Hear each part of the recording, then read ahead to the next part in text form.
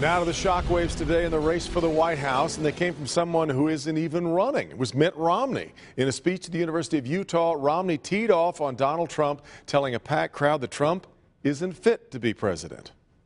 His domestic policies would lead to recession. His foreign policies would make America and the world less safe.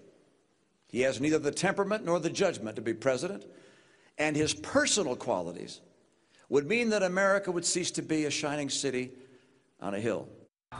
And of course, it took no time at all for Donald Trump to fire back this afternoon. I heard that Mitt Romney made a fairly long speech.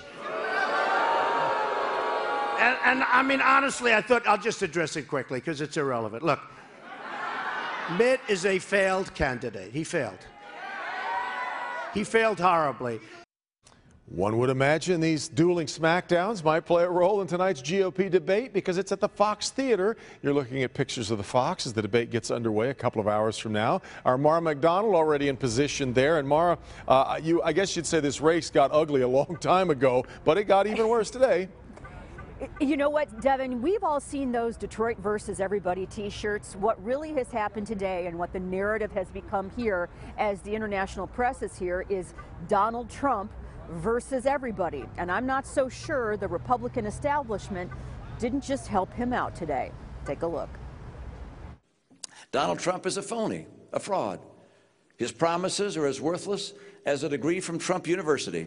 Mitt Romney took a calculated risk in doing what he did today, coming out strong against Donald Trump and essentially calling him a complete fraud. You'll remember Romney's niece is the chairwoman of the Michigan GOP. I love my Uncle Mitt. He cares about our country. As party chair, my role, though, is to support our nominee and take the Republican Party to the general in November and beat Hillary Clinton. Does it matter that the former nominee, who is the epitome of an establishment Republican, came out and savaged the current frontrunner, considering establishment Republicans aren't so very popular this election cycle?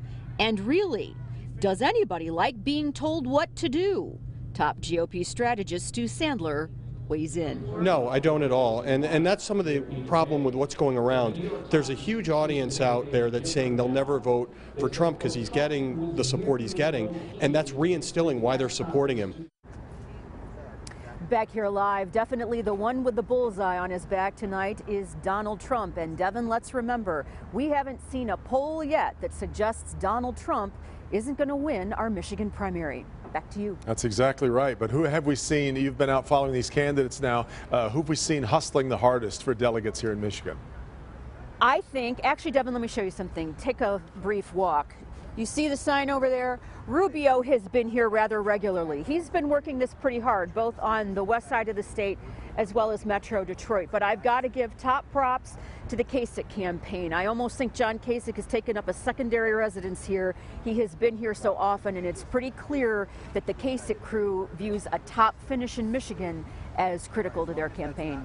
Understandable for the Ohio governor to try and win right next door. Exactly right. Our Mara McDonald standing by there at the Fox. A big night ahead, and when the debate ends, we hope you'll be tuning in to Local 4 News at 11 for our complete, we'll call it post-game reaction tonight. Carmen?